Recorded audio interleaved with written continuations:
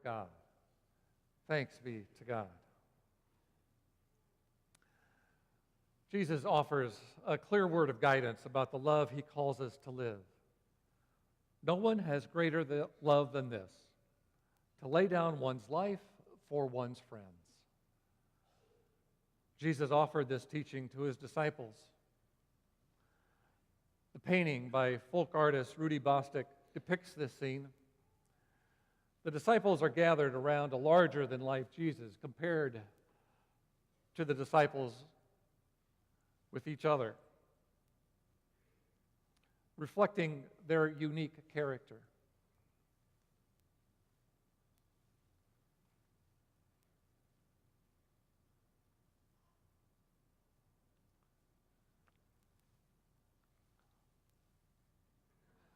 There we go.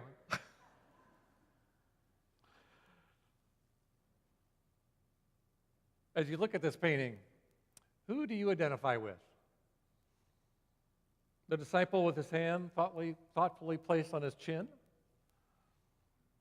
The one standing outside the circle with his arms folded, perhaps reflecting a sense of doubt?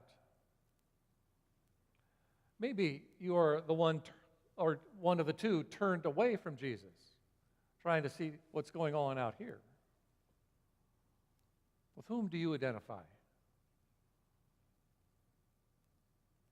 Jesus describes the greatest example of love as the act of laying down our lives for others, just as Jesus laid down his life for us. This is a challenge that few of us will ever face in a literal sense, dying so someone else might live. One person writing about this passage asks the question, outside the moment of crisis, who among us will lay claim for our ability to scale that pinnacle of discipleship? None of us can know for sure we would be willing to lay down our life for another unless we have been confronted with just such a reality. Examples commonly used in relation to this passage are the men and women who died serving our country as members of the armed forces. Lately, it's the example of a person confronting a shooter in a school or a Waffle House. It will be a rare event indeed when either you or I are confronted with the choice to risk our life so another might live.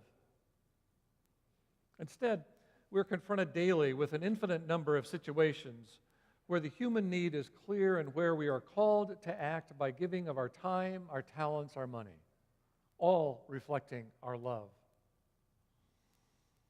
Commenting on this, Raymond Brown writes, God's love is an active force. It must express itself in deeds and not only be talked about. The Christ whom God gave us by an act of love is the truth.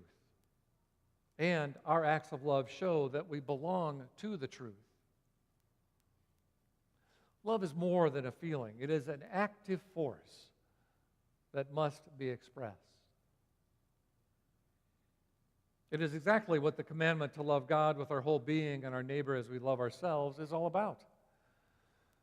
The gift of God's love for us is the foundation of our love for others. This truth is reflected beautifully in the life, death, resurrection, and ascension of Jesus. We read chapter after chapter in the Gospels about the various ways Jesus is shown as the living revelation of God's love. Jesus demonstrates again and again the examples of living the life of love we are called to live, reflecting the love God offers us. It is what Jesus means when he describes giving one's life for one's friend and then says, "You are my friends if you do what I command you." Gail O'Day makes the point in her commentary on this passage that the word translated friend in verses 13 to 15 is from the verb to love. John uses the two Greek verbs for love, agapao and phileo, as synonyms. So another way we can interpret Jesus' reference to friends is to suggest he is really referring to those who are loved.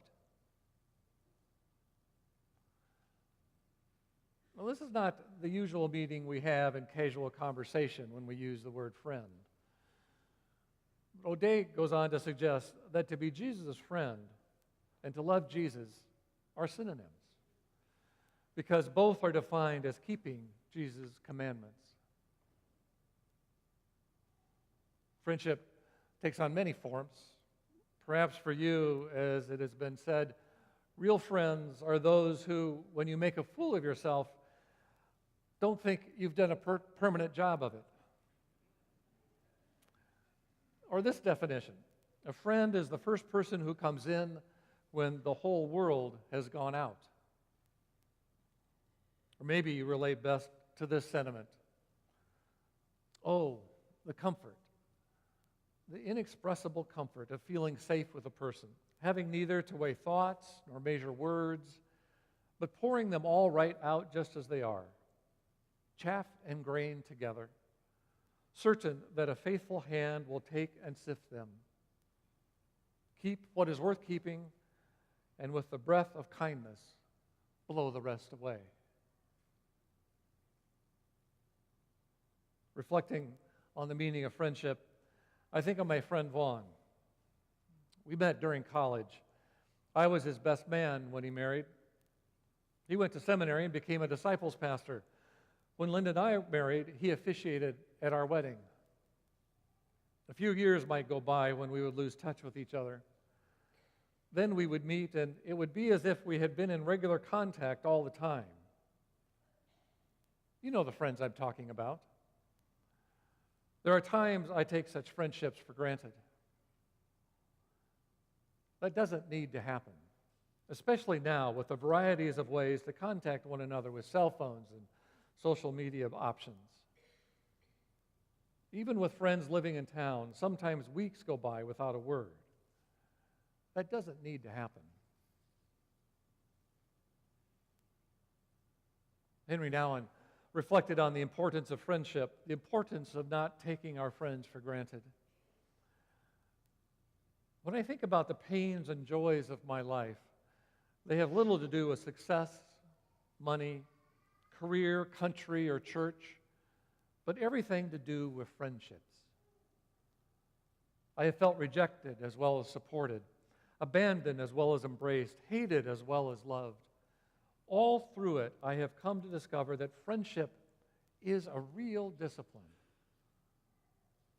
Nothing can be taken for granted. Nothing happens automatically. Nothing comes without concentrated effort. Friendship requires trust, patience, attentiveness, courage, repentance, forgiveness, celebration, and most of all, faithfulness. Jesus equates friendship with love. Our relationship with Jesus is meant to draw us into the world, living our lives with love as our foundation. Jesus does not intend for us to let the world pass by without being engaged in the ministry of love and grace. The world is in need of what each of us has to offer, the life of love each of us has to give. Dead Man Walking is a movie described as one of the best cinematic portrayals of Christian witness. The scene near the end of the movie, when convicted murderer Matthew Poncelet is being taken to his execution, Sister Helen offers words expressing this radical love of Jesus. You will need to listen carefully to Sister Helen when she speaks, because she speaks in almost a whisper. Give me my boots. I want my boots. Grown man going to his death in a diaper and slippers. I've been done with all this. No more bars, no more cells, no more lock in the cage. Sister Helen, I'm going to die. No, the truth has made you free.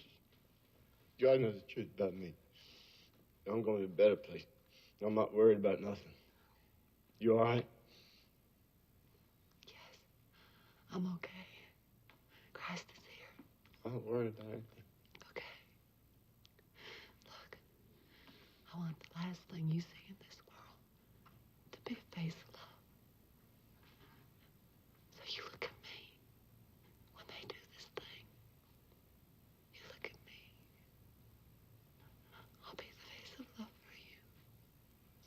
Excuse me.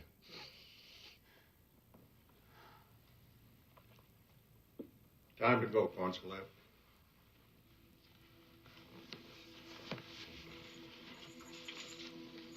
Can Sister Helen touch me? Yes, she may. Dead man walking.